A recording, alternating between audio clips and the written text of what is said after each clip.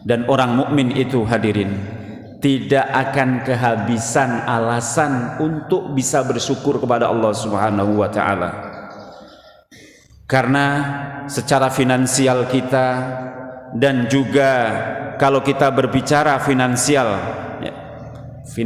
kita maupun rizki kita, maka kalau diurut-urut, maka hal yang sangat berbahaya bagi kita adalah profesi dan makanan kita. Kalau kita kembali mencoba mentadaburi ayahanda kita, bapak kita, yaitu Adam alaihi salam, Allah Subhanahu wa taala menaruh Adam dan Hawa di surganya Allah Subhanahu wa taala. Sebab dikeluarkannya Adam alaihi salam itu bukan karena tindakan-tindakan kesyirikan, bukan juga karena tindakan berzina, tetapi karena makanan. Jadi kalau makhluk Allah Subhanahu wa taala di muka bumi ini yang diciptakan oleh Allah Subhanahu wa taala, yang pertama kali yaitu iblis. Iblis itu pertama kali bermaksiat bukan karena sombong, tapi karena salah mengkiaskan. Apa yang dikiaskan oleh iblis? Dia mengkiaskan bahwasanya unsur api itu lebih baik daripada unsur tanah. Salah mengkiaskan itulah menjadikan iblis sombong. Sedangkan Adam dan anak cucunya yang menjadi permasalahan besar itu, makanya ada salah satu kitab itu yang berjudul Lambungmu Akhiratmu.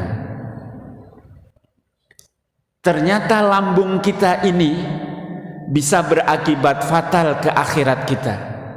Sebagaimana Adam alaihissalam ketika digoda oleh iblis, bukan digoda tentang kesyirikan, bukan digoda untuk berzina atau tindakan-tindakan yang lain, tapi justru Adam alaihissalam dikeluarkan dari surga gara-gara buah yang diharamkan oleh Allah Subhanahu wa taala, kemudian dimakan oleh Adam alaihissalam.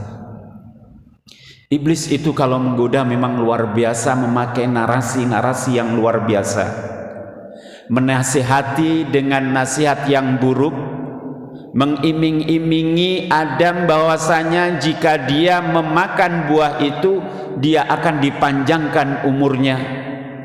Padahal kita tahu semua hadirin, Adam juga termasuk sudah panjang umurnya. Jadi ternyata Adam alaihissalam keluar dari surga itu bukan karena kesyirikan, bukan karena zina, tapi karena makanan yang dia makan. Ini menandakan bahwasanya orang-orang, khususnya iblis dan wali-walinya yaitu setan, itu sangat luar biasa untuk menggoda anak Adam. Salah satunya yang paling berat untuk masa kini saat ini adalah tentang makanan kita. Kalau Sa'ad bin Abi Waqqas dari sahabat, dia itu tidak akan makan kalau tidak tahu sanadnya makanan itu. Padahal kalau kita lihat ilmu sanad itu adanya di ilmu hadis. Tapi kalau Sa'ad bin Abi Waqqas, sahabat Rasulullah sallallahu alaihi wasallam itu, dia tidak akan makan yang dia makan sebelum tahu sanadnya dari mana itu makanan. Contoh kita, beras kita beli, dia tahu siapa yang punya menanam beras itu, sampai penggilingannya seperti apa, dan sampai air yang untuk masak itu memang halal tidak, sampai di situ. Sehingga ketika tangan Sa'ad bin Abi Waqqas itu menengadahkan tangan kepada Allah Subhanahu wa taala tidak pernah tertolak. Pernah ada suatu perdebatan antara Umar dan Sa'ad bin Abi Waqqas. Tatkala ada seorang wanita budak di pasar itu tersingkap, yaitu auratnya. Kalau zaman Umar, hadirin, kalau tersingkap auratnya perempuan itu dicambuk. Kalau saat ini kita mungkin nggak kecambukan ya. Kita keluar sedikit sudah banyak aurat yang terbuka. Satpol PP insya Allah susah sekali, ya sakit sekali atau badannya sakit semua karena apa? Kebanyakan yang dicambuk. Di zaman Umar ada seorang wanita yang memang ketika tersingkap auratnya ini memang tidak sengaja karena tersingkap oleh angin. Maka dari itu kemudian Umar akan mencambuknya. Tapi saat itu Sa'ad bin Abi Waqqas mengatakan jangan kau cambuk. Karena apa? Karena dia tersingkap auratnya gara-gara angin.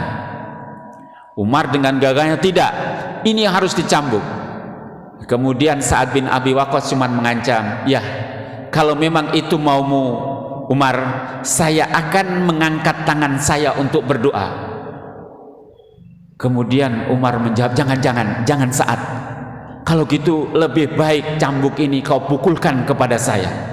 Karena Umar tahu ketika saat ini menengadahkan tangan kepada Allah tidak ada hijab. Apa asbabnya? Ternyata asbabnya karena Sa'ad selalu mencari sanad makanan ketika yang akan dia makan. Untuk menghancurkan kita hadirin, tidak perlu dengan perang, tapi cukup untuk merusak umat Islam itu cukup dengan makanan. Sangat disayangkan di kabupaten kita Pasir ini, karena saya ini adalah Satgas Halal, belum ada RPU, rumah potong unggas, yang bersertifikasi halal di Kabupaten Pasir. Jadi sistem untuk cara menyembelih ayam unggas yang ada saat ini belum terverifikasi secara syariat. Kalau ini kita biarkan, subuhat-subuhat itu terus kita makan, maka apa gunanya kita menengadahkan tangan di depan Allah Subhanahu wa ta'ala? Wajar ketika kita berdoa kepada Allah tidak makbul. Karena apa? Mungkin salah satunya ada makanan yang masuk ke dalam tubuh kita yang mungkin bukan haram, tapi itu subuhat. Terakhir hadirin, ada salah satu kitab yang berjudul Tarikhul Baghdad, sejarahnya Baghdad. Ada salah satu khalifah yang gemarnya itu membunuh orang. Gemarnya itu dia itu mengalirkan darah. Gemarnya menggorok orang, yaitu Hajjaj bin Yusuf. Hajjaj bin Yusuf ini punya wilayah yang luar biasa. Salah satu wilayah yang membuat dia mikir kenapa setiap orang yang dipilih untuk mewakili yang berada di Baghdad itu selalu tidak lama pemimpin yang disuruh di Baghdad itu. Sehingga mikir ini sih, Hajjaj bin Yusuf memang orang pintar dan hafal Quran. Jangan anggap hadirin Hajjaj bin Yusuf itu dia soleh dan hafal Quran, tapi gemarnya mengalirkan darah. Dia pusing dengan kondisi Baghdad. Baghdad ini memang pusat peradaban Islam saat itu. Dia mikir bagaimana caranya baru beberapa bulan pemimpin yang ditaruh di situ selalu dapat musibah. Kalau bahasanya orang Indonesia kayaknya ini kawasan mistiknya luar biasa ya. Kalau sudah begitu ini mistik. Tapi Hajjaj bin Yusuf bukan itu yang dia pikirkan. Dia berpikir keras, kemudian dia menyuruh warganya Baghdad untuk mengumpulkan telur di alun-alun Baghdad. Warganya juga bingung, ini instruksinya Hajjaj ini aneh.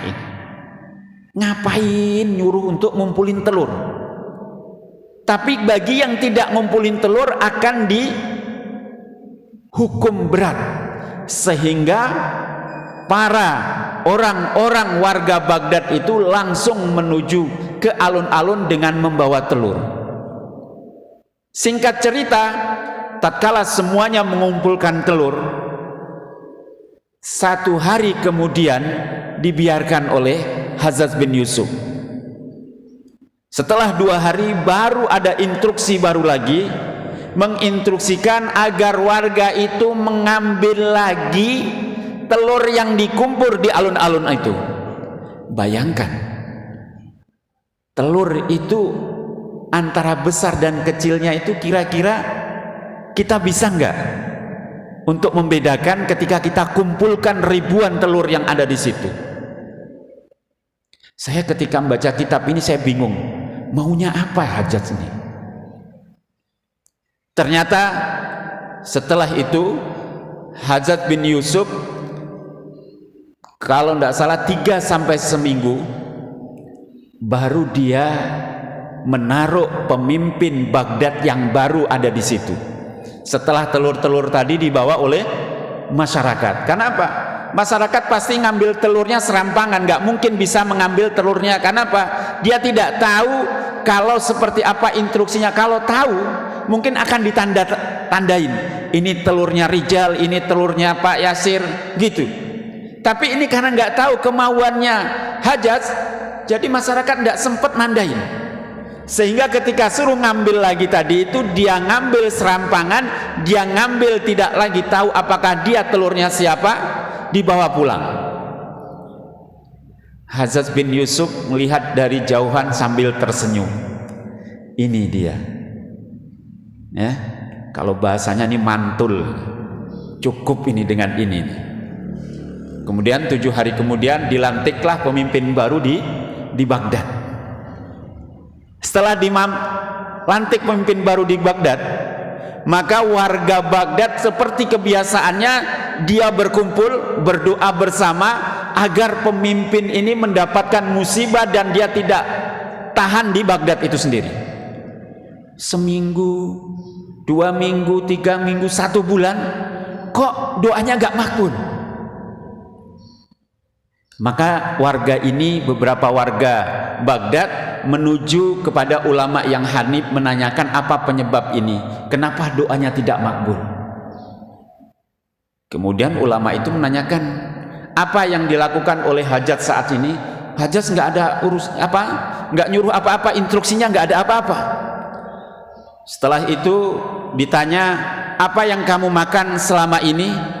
Baru warga Baghdad itu menyatakan ada instruksi dari Hajjaj untuk mengumpulkan telur di alun-alun, kemudian kami disuruh ngambil lagi pulang, kemudian telur itu kami masak dan kami makan.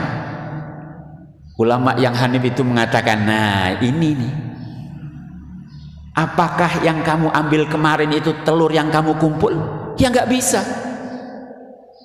Karena kami tidak bisa membedakan antara telur satu dan telur yang lainnya.